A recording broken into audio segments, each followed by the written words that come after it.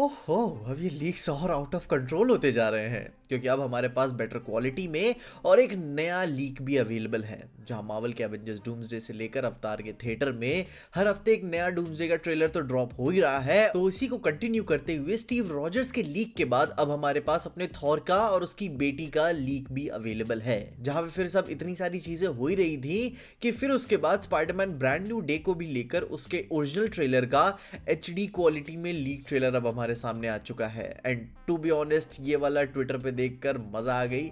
मतलब कि कॉन्टेक्स्ट और क्लियर हो जाता है, वीडियो थोड़ा सा और क्लियर है पिछले वाले के कंपैरिजन में, समझ में भी आता है क्या चल रहा है, देखने में ऑडियो भी क्लियर आती है। एंड ओवरऑल एक देख के आप फील बता पाते हो कि नहीं, यही स्पाइडरमैन का असली ट्रेलर है। जहां पे अब अपने सबसे पहले स्पाइडरमैन के ट्रेलर लीक को जाने तो उसका run time total 1 minute 54 seconds का बताया जा रहा है, जिसकी लोकेशन सेम है, सीन सेम है, बट इस बार टाइम और क्वालिटी और ज्यादा दिखाई गई है, वो भी बिना किसी एप्स्टीन फाइल्स के ब्लैक सेंसर बार्स के। जहां पे फ्रेमिंग ऑल भी क्लियर है और ये भी क्लीन नजर आता है कि हाँ, ट्रेलर में क्या कॉन्टेक्स्ट कहां से दिखाया जा रहा है। पर हाँ, ये क्लियर वाला ट्रेलर देख के फील हो जाता है कि इसमें अपनी पीटर पार्कर को स्पाइडर वर्स के विजन्स आ रहे हैं। उसके अलावा हमें स्कॉर्पियन देखने को मिलता है, ब्रूस बैनर अपने ह्यूमन फॉर्म में देखने को मिलता है। जहां उसके बाद जो हमें अपने पुराने टीजर ट्रेलर में सिटी हॉल में अपना कोई मीडिया पर्सन अवार्ड लेते हुए नजर आ रहा था, वो इस ट्रेलर में क्लियर हो जाता है कि वो अपना स्पाइडरमैन ही था अपने ओरिजिनल सूट में मीडिया के सामने। देन फिर उसका डिप्रेशन, एमजे को दूसरे बॉयफ्रेंड के साथ मेंशन करना, पीटर को अपने पास से आगे बढ़ना, एंड फिर उसे एक बॉय से मैन में ट्रांजिशन करते हुए देखना, उससे कितनी बड़ी कॉस्ट लेगी वो तो मूवी देख के पता चलेगा। जिससे फिर स्पाइडरमैन एक स्पाइडर रीबर्थ थ्योरी से भी आगे जाके गुजरेगा। एंड ये चीज और भी ज्यादा स्ट्रांग हो जाती है क्योंकि काफी टाइम्स ये थ्योरी चल रही थी कि ब्रांड न्यू डे की स्टोरी में वो एक रीबर्थ की कहानी से गुजरेगा। एंड फिर हमें आगे चल के कहानी में मैन स्पाइडर भी देखने को मिल सकता है, जहां अब खैर वो सारी बातें थ्योरी वाली है, जिसके बारे में हम अलग से डिटेल्ड में एक अलग थ्योरी वीडियो में बात करेंगे। पर ज्यादातर जो चीजें हमें देखने को मिली है वो सेम ही है, जिसको मैंने पहले ही अपने स्पाइडरमैन ब्रांड न्यू डे के फर्स्ट लीक टीजर वाली वीडियो में कवर कर ही लिया है, जिसे आप देख ही सकते हो। एंड अब इसके अलावा इस टीजर में वो थ्योरी भी कंफर्म हो जाती है कि पीटर पार्कर को लिटरली वेव चेंज होते हुए हम देख पाएंगे, क्योंकि इसका सीधा रेफरेंस जाता है दी अदर स्टोरी लाइन से, जो कि 2012 की कॉमिक रन में हमें देखने को मिला था, जिसमें पीटर का कैरेक्टर एक रीबर्थ फेज से गुजरता है, जिसकी वजह से वो फिजिकली और मेंटली दोनों चेंज होता है। मतलब कि मार्वल अब सिर्फ नॉस्टैल्जिया ही नहीं दे रहा है, बल्कि वो एक डीप कॉमिक लोर को भी पुल आउट करने की कोशिश कर रहे हैं। जहां पर फिर स्पाइडरमैन के बाद जो अपना दूसरा सबसे बड़ा लीक हमारे सामने आया, वो भी एक ठोस रूप से, वो था थॉर का टीजर ट्रेलर। और इस बार सिर्फ ऑडियो ही नहीं बल्कि वीडियो भी हमें देखने को मिली, जिसका run time around 1 minute 19 second का है। जहां पे पहले हम विजुअल्स की बात कर लेंगे, देन अपने ऑडियो फॉर्म पे आएंगे। बट सबसे पहले ये बता दें कि ये लीक आया कहां से। तो रिपोर्टेडली ये फ्रांस के एक थिएटर में इसे सबसे पहली बार दिखाया गया था, जहां पे किसी फैन ने, किसी बंदे ने इसे रिकॉर्ड करके ऑनलाइन डाल दिया, जिसकी वजह से टीजर फ्रेंच लैंग्वेज में है, लेकिन ट्रांसलेट करने के लिए कंटेंट काफी क्लियर है। एंड कह सकते हो कि HD 4K क्वालिटी में फोन से रिकॉर्ड किया गया है। जिसके शॉट्स की बात करें तो ट्रेलर शुरू होता है एक जंगल के बीच में, जहां थॉर अपने फुल सूट में स्टॉर्म ब्रेकर के साथ आता है। देन बैकग्राउंड में हमें थॉर की प्रेयर सुनने को मिलती है, एंड वो पूरा टीजर ऐसे ही कैरी कर रहा होता है, जस्ट लाइक कि वो वॉर में जाने से पहले एक आखिरी बार प्रे कर रहा है अपने फादर से। जिसके बाद हमें नेक्स्ट शॉट में थॉर की बेटी लव भी देखने को मिलती है, जो कि थोड़ी सी बड़ी हो चुकी है।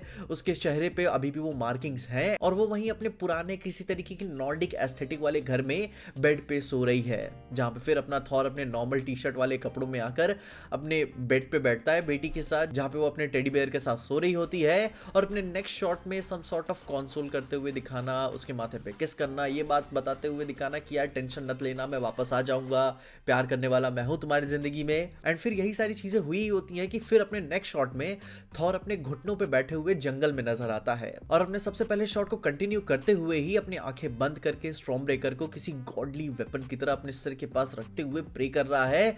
और फिर एक आखिरी बार सूरज की तरफ देखता है और ऑल फादर से प्रे करता है कि प्लीज प्लीज एक बार मुझे घर वापस आने दो, एक फादर की तरह। एंड देन ब्लैक स्क्रीन आती है, एंड देन लिखा होता है कि Thor will return in Avengers Doomsday. And then अपना एवेंजर्स डूम्सडे का लोगो हमें देखने को मिलता है, फिर उसी डूम्सडे काउंटडाउन के साथ कि हाँ, डूम्सडे अब नेक्स्ट ट्रेलर में भी देखने को मिलेगा। जिसपे से नाउ अब अगर उन ट्रांसलेटेड डायलॉग्स पे आए तो उनमें से ये बात वो थॉर कह रहा होता है, सबसे पहले इंग्लिश में बता दूं कि father All my life I answered the call of honor, duty and battle, but fate gave me something I never hoped for, a child. Grant me the strength of all fathers so that I can may fight once more and return to her not as a warrior but as a protector. जहाँ पे अब इस prayer का मतलब simple Hindi शब्दों में ये बनता है कि मैंने अपनी पूरी जिंदगी हर एक पुकार को स्वीकार किया अपने सम्मान, धर्म और युद्ध के लिए, पर किस्मत ने मुझे कुछ ऐसा दिया जिसकी मैं उम्मीद नहीं कर रहा था, एक बेटी। मुझे मेरे ऑल फादर्स यानी कि मेरे पूर्वजों की ताकत दीजिए ताकि मैं एक और बार लड़ सकूं और उसके पास वापस लौट सकूं, एक योद्धा के रूप में नहीं बल्कि एक पिता के रूप में, एक प्रोटेक्टर के रूप में। अब थोड़ा बहुत पैराफ्रेज मैंने यहाँ पे किया हुआ है, बट ओवरऑल मतलब यही था।